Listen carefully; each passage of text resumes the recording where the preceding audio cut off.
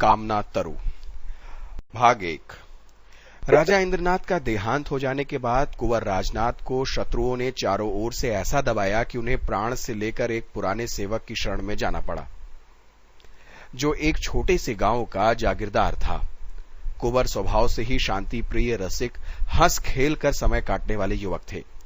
रण क्षेत्र की उपेक्षा और कवित्व के क्षेत्र में अपना चमत्कार दिखाना उन्हें अधिक प्रिय था। रसिक जनों के साथ किसी वृक्ष के नीचे बैठे हुए काव्य चर्चा करने में उन्हें ज्यादा आनंद मिलता।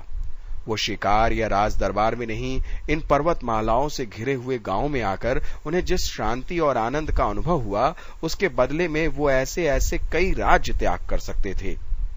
ये पर्वतमालाओं की मनोहर छटा, ये नेत्र रंजक हरियाली, ये जल प्रवाह की मधुर वीणा, ये पत्तियों की मीठी बोलियां, ये मृग शावकों की छलांगे, ये बछड़ों की कुलेलें, ये ग्राम निवासियों की बोली चित सरलता, ये रमणियों की संकोचमय चपलता, ये सभी बातें उनके लिए नई थीं। पर इन सब से बढ़कर जो वस्तु उनको आकर्षित करती थी, वो जागीरदार की युवती कन्या चंदा थी। चंदा घर का सारा कामकाज अपने ही करती थी।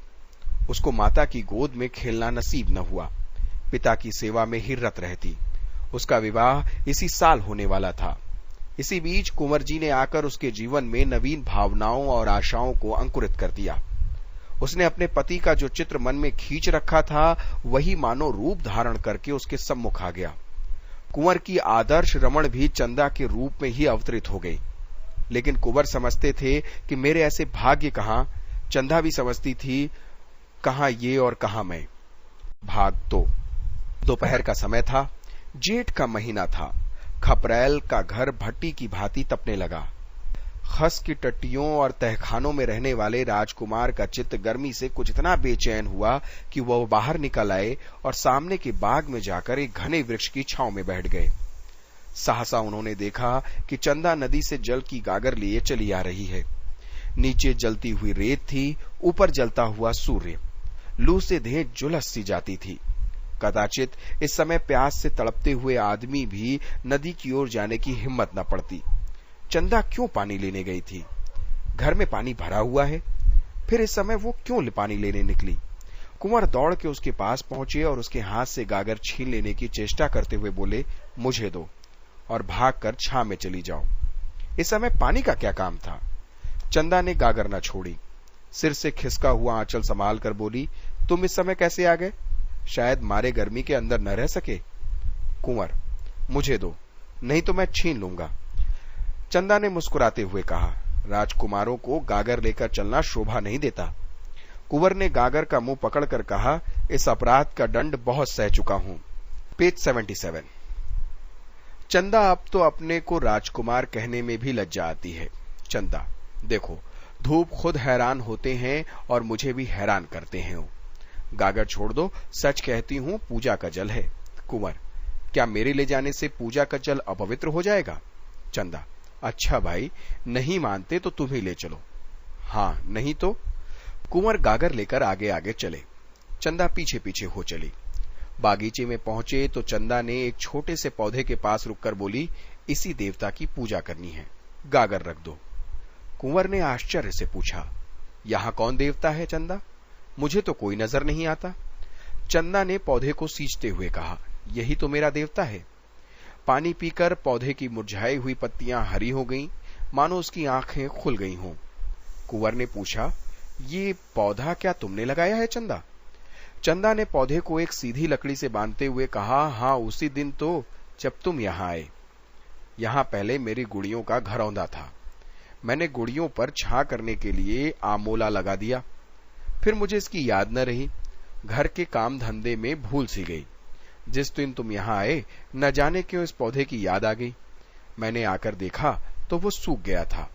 मैंने तुरंत पानी लाकर सींचा तो कुछ दिनों में ताजा होने लगा। तब से इसे सींचती हूं। देखो कितना हरा भरा हो गया है। ये कहते कहते सिर उठाकर कुंवर की ओर ताकते हुए कहा, और सब काम भूल जाऊं, पर इस पौधे को पानी देना नहीं भूलती। तुम ही इसके प्राणदाता हो। तुम ही ने आकर इसे जला दिया, नहीं तो ये बेचारा सूख गया होता। ये तुम्हारे शुभागमन का स्मृति चिन्ह है। जरा इसे देखो, मालूम होता है हंस रहा है। मुझे तो ऐसा जान पड़ता है कि मुझसे बोलता है। सच कहती हूं, कभी ये रोता है, कभी ये हंसता है, कभी रूठता है। आज तुम्हारा लाया हुआ पानी पीकर ये फूला नहीं समाता। एक एक पत्ता तुम्हें धन्यवाद दे रहा है। कुंवर को ऐसा जान पड़ा मानो ये पौधा कोई नन्हा सा क्रीड़ाशील बालक है। जैसे चुम्बन से प्रसन्न होकर बालक गोद में चढ़ने के लिए दोनों हाथ फैला देता है, उसी भांति ये हाथ फैलाए जान पड़ा। उसके एक एक अणु में चंदा का प्रेम झलक रहा था। चंदा के घर में खेती के सभी औजार थे।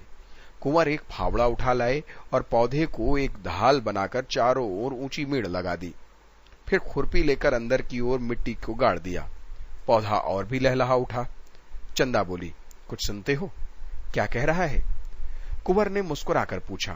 हाँ, कहता है अम्मा की गोद में बैठूंगा। चंदा, नहीं, कह रहा है इतना प्रेम करके भूल न जाना। भाग 3। मगर कुंवर भी अभी राजपुत्र होने का दंड भोगना बाकी था। शत्रुओं को न जाने कैसे उनकी टोह मिल गई। इधर तो हित चिंतकों के आग्रह से विवश होकर बूढ़ा कुंवर सिंह चंदा और कुंवर के विवाह की तैयारियां कर रहा था। उधर शत्रुओं का एक दल सिर पर आ पहुंचा। कुंवर ने उस पौधे के आसपास फूल पत्ते लगाकर एक फुलवाड़ी बना दी थी। पौधे को सींचना अब उनका काम था। पेज 78। प्रातःकाल वो कंधे पर कांवर रखे नदी से पानी ला रहे थे कि 10-12 आदमियों ने उन्हें रास्ते में घेर लिया। कुंवर सिंह तलवार लेकर दौड़ा, लेकिन शत्रुओं ने उसे मार गिराया। अकेला अस्त्रहीन कुंवर क्या करता? कंधे पर कांवर रखे बोला, अब क्यों मेरे पीछे पड़े हो भाई? मैंने तो सब कुछ छोड़ दिया। सरदार बोला, आपको पकड़ ले जाने का हुक्म है। तुम्हारा स्वामी मुझे इस दशा में नहीं देख सकता। खैर, अगर धड़ समझो तो कुंवर सिंह की तलवार मुझे दे दो, अपनी स्वाधीनता के लिए लड़कर प्राण दूं। इसका उत्तर नहीं मिला तो सिपाहियों ने कुंवर को पकड़कर मुश्कें कस दी और उन्हें घोड़े पर बिठाकर घोड़े को भगा दिया। कुंवर वहीं पड़े रह गए। उसी समय चंदा घर से निकली। देखा कांवर पड़ी है और कुंवर को लोग घोड़े पर बैठाए ले जा रहे हैं। चोट खाए हुए पंछी की भांति वो कई कदम दौड़ी और फिर गिर पड़ी। उसकी आंखों के सामने अंधेरा छा गया। सहसा उसकी दृष्टि पिता की लाश पर पड़ी। वो घबरा उठी और लाश के पास पहुंची। कुंवर अभी मरा न था, प्राण आंखों में अटके हुए थे। चंदा को देखते ही क्षीण स्वर में बोला, बेटी। कुंवर। उसके आगे वो कुछ न कह सका। प्राण निकल गए, पर इस शब्द कुंवर ने उसका आशय प्रकट कर दिया। भाग 4। 20 वर्ष बीत गए, कुंवर कैद से न छूट सके। एक पहाड़ी किला था, जहां तक निगाह जाती पहाड़ियां ही पहाड़ियां नजर आती थी। किले में उन्हें कोई कष्ट न था। नौकर, चाकर, भोजन, वस्त्र, सैर, शिकार, किसी बात की कमी नहीं थी। पर उस वियोग अग्नि को कौन शांत करता जो नित्य कुंवर के हृदय में जला करती। जीवन में अब तक उनके लिए कोई आशा न थी, कोई प्रकाश न था। अगर कोई इच्छा होती तो वो कि एक बार उस प्रेम तीर्थ की यात्रा कर ले, जहां उन्हें वो सब कुछ मिला जो मनुष्य को मिल सकता था। हाँ, उनके मन में एकमात्र यही अभिलाषा थी कि उस पवित्र स्मृतियों से रंजित भूमि के दर्शन करके जीवन का उसी नदी के तट पर अंत कर दें। वही नदी का किनारा, वही वृक्षों का कुंज, वही चंदा का छोटा सा सुंदर घर उसकी आंखों में फिरा करता। और वो पौधा जिसे उन दिनों के मिलकर उसने सींचा था, उसमें तो न मानो उसके प्राण ही बसते थे। क्या वो एक दिन आएगा जब वो उस पौधे की हरी हरी पत्तियों से लदा हुआ देखेगा? कौन जाने, अब वो है भी या सूख गया। कौन अब उसे सींचता होगा? चंदा इतने दिनों अविवाहित थोड़ी बैठी होगी, ऐसा संभव भी तो नहीं। उसे अब मेरी सुध भी होगी। हां, शायद कभी अपने घर की याद खींच लाती हो तो पौधे को देखकर मेरी याद आ जाती हो। मुझ जैसे अभागे के लिए इससे अधिक और वो क्या कर सकती है? उस भूमि को एक बार देखने के लिए वो अपना जीवन दे सकता था, पर यह अभिलाषा पूरी ही न होती थी। एक युग बीत गया। शोक और नैराश्य से उठती जवानी को कुचल दिया। न आंखों में ज्योति रही, न पैरों में शक्ति। जीवन क्या था? एक दुखदायी स्वप्न था। उस सघन अंधकार में उसे कुछ न सूझता। बस जीवन का आधार एक अभिलाषा थी, सुखद स्वप्न, जो जीवन में न जाने कब उसने देखा था। एक बार फिर वही स्वप्न देखना चाहता था। फिर उसी अभिलाषा का अंत हो जाएगा, उसे कोई इच्छा न रहेगी। पेज 79। सारा अनंत भविष्य, सारी अनंत चिंताएं इसी एक स्वप्न में लीन हो जाती थी। उसके रक्षकों को अब भी उसकी ओर से कोई शंका न थी। उन्हें उस पर दया आती थी। रात को पहरे पर केवल एक आदमी रह जाता और मीठी नींद लोग लेकर सोते थे। कुंवर भाग जा सकता था, इसकी कोई संभावना, कोई शंका न थी। यहां तक कि एक दिन वो सिपाही भी निरशंकर होकर बंदूक लिए लेटा रहा। निद्रा किसी हिंसक पशु की भांति उस पर ताक लगाए बैठी रहती, लेटते ही टूट पड़ती। कुंवर ने सिपाही की नाक की आवाज सुनी। उसका हृदय बड़े वेग से उछलने लगा। यह अवसर उसे आज कितने दिनों बाद मिला था। वो उठे, मगर पांव थर थर कांप रहे थे। बरामदे के नीचे उतरने का साहस न हो सका। कहीं उसकी नींद खुल गई तो? हिंसा उनकी सहायता न कर सकती थी। सिपाही की बगल में उसी की तलवार पड़ी थी, पर प्रेम का हिंसा से बैर है। कुंवर ने सिपाही को जगा दिया। वो चौंक कर उठ बैठा। रहा सहा संशय भी उसके दिल से निकल गया। दूसरी बार जो सोचा तो खर्राटे लेने लगा। प्रातःकाल जब उसकी निद्रा टूटी तो उसने लपक कर कुंवर के कमरे में झांका। कुंवर का पता न था। कुंवर इस समय हवा के घोड़े पर सवार कल्पना की द्रुत गति से भागा जा रहा था, उस स्थान को जहां उसने वो सुख स्वप्न देखा था। किले के चारों तरफ तलाश हुई। नायकों ने सवार दौड़ाए, पर कहीं अता पता न चला। भाग 5। पहाड़ी रस्तों को काटना कठिन, उस पर अज्ञातवास की कैद। मृत्यु के दूत पीछे लगे हुए थे जिनसे बचना मुश्किल। कुंवर को कामना तीर्थ में महीनों लग गए। जब यात्रा पूरी हुई तो कुंवर ने एक कामना के सिवा और कुछ शेष न था। दिन भर की कठिन यात्रा के बाद जब वो उस स्थान पर पहुंचे तो संध्या हो गई थी। वहां बस्ती का नाम भी न था। 2-4 टूटे फूटे झोपड़े उस बस्ती के चिन्ह स्वरूप शेष रह गए। ये झोपड़ा जिसमें कभी वो प्रेम का प्रकाश था, जिसके नीचे उन्होंने जीवन के सुखमय दिन काटे थे, जो उनकी कामनाओं का आगार और उपासना का मंदिर था, जब उनकी अभिलाषाओं की भांति मग्न हो गया था। झोपड़े की भयानक अवस्था मूक भाषा में अपनी करुण कथा सुना रही थी। कुंवर ने उसे देखते ही चंदा चंदा पुकारते हुए दौड़े। उन्होंने उस राज को माथे पर मला, मानो किसी देवता की विभूति हो, और उसकी टूटी हुई दीवारों से चिपटकर बड़ी देर तक रोते रहे। हाय रे अभिलाषा! वो रोने के लिए इतनी दूर आए थे। रोने की अभिलाषा इतने दिनों से उन्हें विकल कर रही थी, पर इस रुंदन में कितना स्वर्गीय आनंद था। क्या समस्त संसार का सुख इन आंसुओं की तुलना कर सकता था? तब वो झोपड़े से निकले। सामने मैदान में एक वृक्ष के हरे भरे वीन पल्लवों को गोद में लिए मानो उनका स्वागत करते हुए खड़ा था। ये वही पौधा था जिसे आज से 20 साल पहले दोनों ने आरोपित किया था। कुंवर उन्मत्त की भांति दौड़े हुए अब और जाकर उस वृक्ष से लिपट गए, मानो कोई पिता अपने मातृहीन पुत्र को छाती से लगाए हुए है।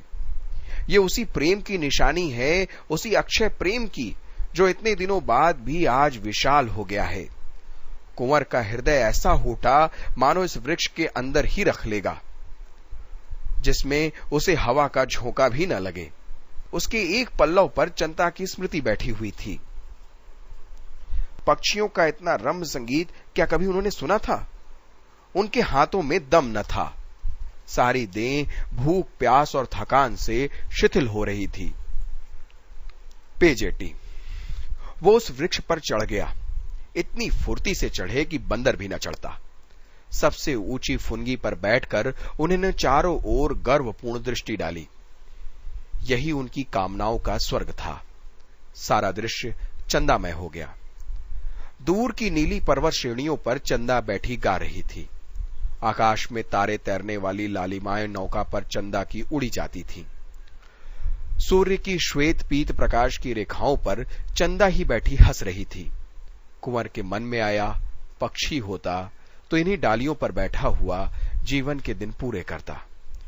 जब अंधेरा हो गया तो कुंवर नीचे उतरे और उसी वृक्ष के नीचे थोड़ी सी भूमि झाड़कर पत्तियों की शैया बनाई और लेटे।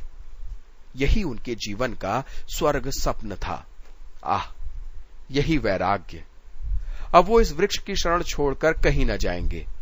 दिल्ली के तख्त के लिए भी वो इस आश्रय को न छोड़ेंगे। भाग 6। उसी स्निग्ध अमल चांदनी में सहसा एक पक्षी आकर उस वृक्ष पर बैठा और दर्द के डूबे हुए स्वरों में गाने लगा। ऐसा जान पड़ा मानो वो वृक्ष की सिर धुन रहा हो। वो नीरव रात्रि में वेदनामय संगीत से हिल उठी। कुंवर का हृदय इस तरह ऐठने लगा मानो वो फट जाएगा।